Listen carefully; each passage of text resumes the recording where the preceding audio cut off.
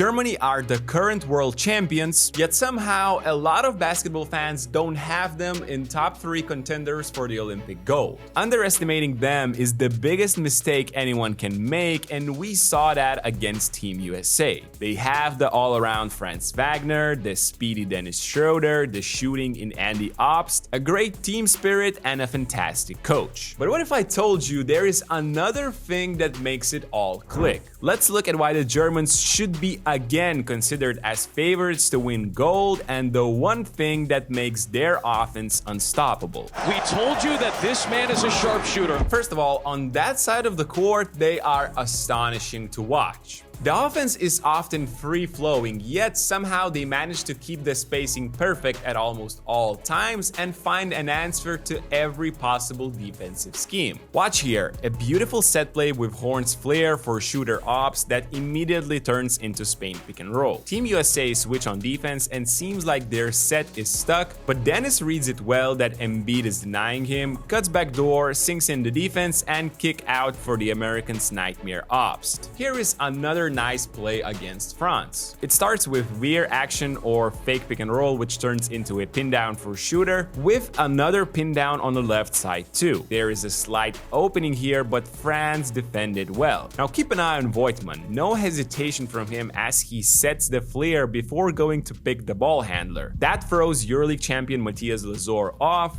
He is late, plus Voigtman slips the pick. And that is not all the small details in this play. Oscar da Silva reacts too, pinning his own guy so Yabusele can go out and help. And I don't care it ends with an airball, the smooth movements and the quick reactions speak louder. Another clip here. Pin down to Horn's entry. Wagner tries the Lucic cut or simply rejects the flare. No pass, but the idea intrigues me. Mo Wagner feels Lazor is denying, tries cutting back door. Nothing happens, but the Germans are offering answers. Nice short roll versus hedge seconds later, and a beautiful baseline cut to punish the help. A huge staple to their offense is zoom action, meaning they set an off-ball pick for the guy to arrive with an advantage before the handoff. Pick on the left, zoom action on the right. Often Obst can shoot it here and does just that against the USA. I mean, the guy needs only a shiver of daylight, we already know that. Against France, the shot is not there, but he drives inside. After the kick out, watch nobody stop moving. Obst relocates and France tells Dennis to exchange positions. Perfect spacing recreated in seconds as Wagner goes to work and scores. La part d'Isaiah Cordinet, c'est excellemment défendu, mais c'est encore...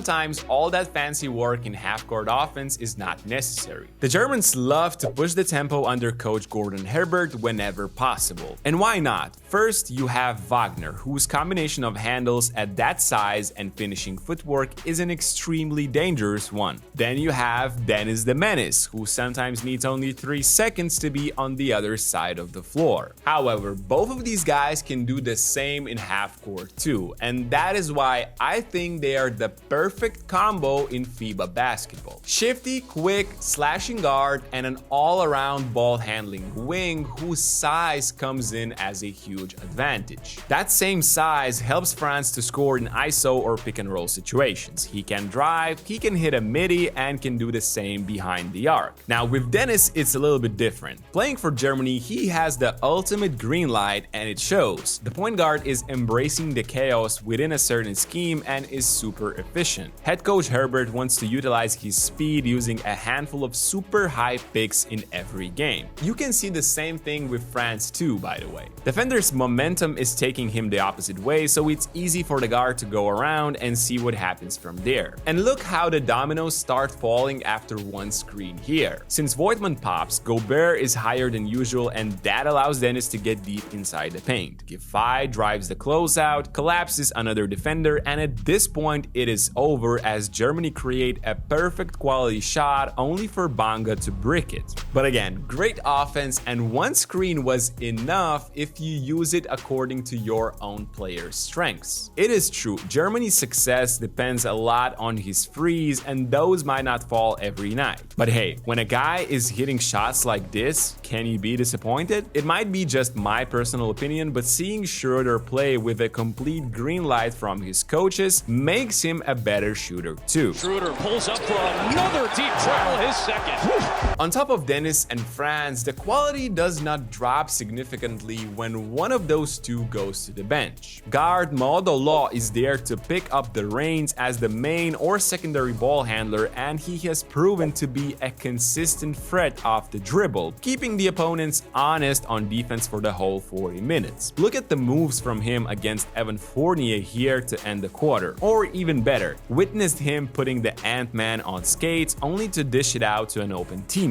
In the next clip, he scores against Gobert's drop, which is considered to be one of the best defenses in the entire world. Or here, making the opponents pay for their disrespect while going under his picks. So if you have an option like this off the bench, well, you kind of feel like having a get out of the jail free Monopoly card when Dennis is having an off night. Also, there are other players like Andy Obst who can knock down 7 threes in one game and call it a day. A chance at a 4-point play, and who?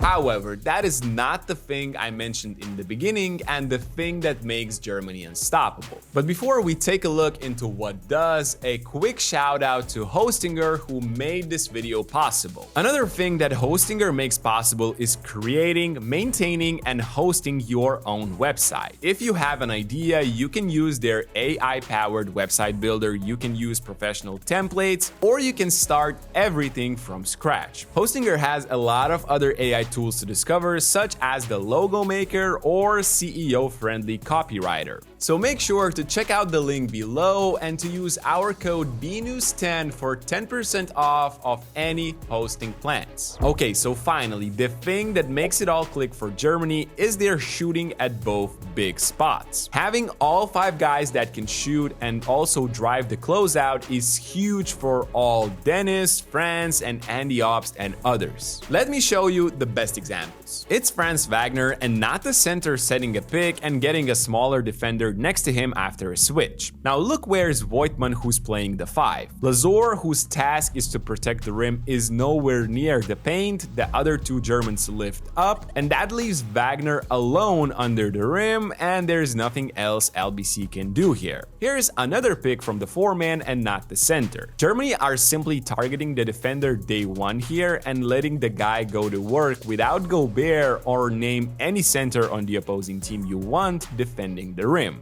Dennis can simply accelerate to the rim and make the layup while Rudy stares at him from the 3-point line. Germany head coach is super smart and likes to use the shooting bigs to his advantage after the timeouts too. Horn's entry again with a weak side cut inside the paint. Bonga is strong wing so he can score from inside and Rudy knows it. He leaves Voigtmann and it plays part to Herbert's timeouts plan. Here Franz finds himself in a transition cross match versus Steph and look at the spacing. Both bigs at the top, so the only help can come from LeBron, who is guarding Andy Obst of all people. And I might haven't emphasized that enough during this video, but Germany is also a great passing team. Voigtmann sees it and creates a long closeout for Andy Obst, who scores with the foul on LeBron. LeBron came out on him, Obst drives it and draws a foul. And the main thing is that most of the other teams don't have such perfect spacing. And watch just how hard it becomes to score points. That's just one of million examples with France, but when Gobert rolls, Batum is already in the dunker spot, and that's old school basketball. Mo Wagner, who guards Batum, can just help when the pass is made despite the fact that Gobert has advantage over his primary defender. He travels, and you guys get a perfect example of why the German guards are so dangerous with shooting bigs around them. Lastly, they do have a crazy offensive versatility. On top of creation from the perimeter from Dennis and Franz, they can play through inside versus smaller guards with the same Franz or Isaac Bonga. When the teams suck at off-ball defense, they can run Obst through a million of screens. If the defense loves switch-all strategy like the USA